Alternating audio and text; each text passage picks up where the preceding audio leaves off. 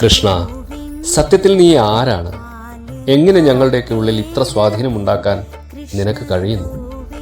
ഒരു കൊച്ചു കുഞ്ഞിൻ്റെ കാൽ കണ്ടാൽ നിന്നെ ഓർമ്മ വരും. തറയിൽ കളിച്ചുകൊണ്ടിരിക്കുന്ന കുഞ്ഞിനെ കണ്ടാൽ അവൻ മയിൽപ്പീലി ചൂടിയിട്ടുണ്ടോ എന്ന് സംശയം തോന്നും. മഞ്ഞപ്പട്ട് കണ്ടാൽ നിന്നെ ഓർമ്മ വരും. മയിൽപ്പീലി കണ്ടാൽ നിന്നെ ഓർമ്മ വരും. ഓടക്കുഴൽ കണ്ടാൽ പറയണോ? തുളസിമാല കണ്ടാൽ നിന്നെയാണ് ഓർമ്മ വരിക. വെണ്ണ കണ്ടാൽ നിന്നെ ഓർമ്മ വരും. സുന്ദരിയായ ഒരു പശുവിനെ കണ്ടാൽ നിന്നെ ഓർമ്മ വരും. പശു കിടാവിനെ കണ്ടാൽ നിന്നെ ഓർമ്മ വരും. അങ്ങനെ എന്തു കണ്ടാലും നിന്നെയാണ് ഓർമ്മയിൽ വരിക. അമ്മമാർക്ക് നീ ഉണ്ണിക്കണ്ണനാണ്. നീ എല്ലാവരുടെയും കൂട്ടുകാരനാണ്.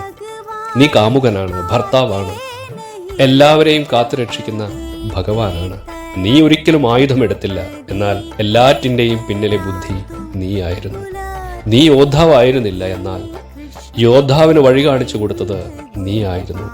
നീ ഗുരുവായിരുന്നില്ല. എന്നാൽ എല്ലാ ഗുരുക്കന്മാരും നിന്റെ വാക്കുകളെ ഉപദേശിക്കുന്നു. നീ ഏതോ യുഗത്തിൽ ജനിച്ചവനാണ്. എന്നാൽ ഇന്നും നീ നമുക്കെല്ലാമാണ്. നിന്നെ നമ്മളാരും ഇതുവരെ കണ്ടിട്ടേയില്ല. എന്നാൽ നിന്നെ കാണാത്ത നിമിഷവുമില്ല.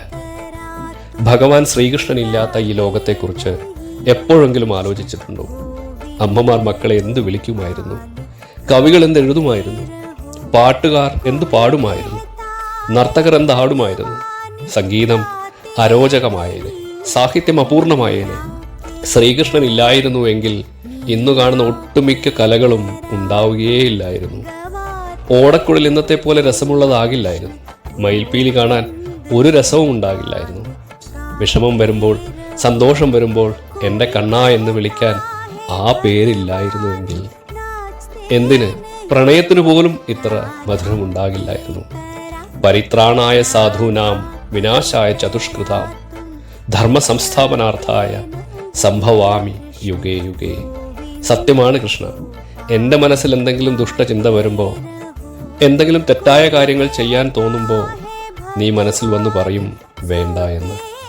എന്നെ നല്ല വഴിയിലേക്ക് നയിക്കാൻ, എന്നിലെ ദുഷ്ടചിന്തകൾ ഇല്ലാതാക്കാൻ നീ എന്നും എൻ്റെ മനസ്സിൽ അവതരിച്ചു കൊണ്ടേയിരിക്കുന്നു. ഹരേ കൃഷ്ണ.